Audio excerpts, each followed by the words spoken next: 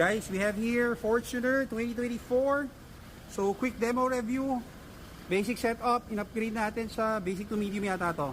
Nilagyan natin siya projector fog light, in-upgrade natin. Ayan yun, para mas malakas, kita nyo, sobrang lakas siya. So, madilim yung mga ilaw ng Fortuner.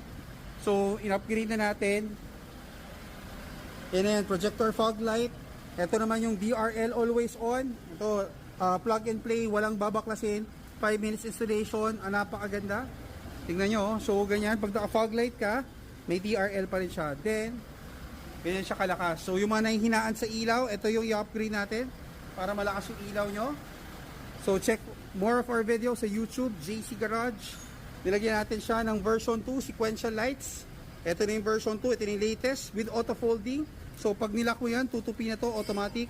Pag inunlock mo, bubukas siya. So, auto folding, matte black cladding. Nilagyan natin siya, matte black cladding.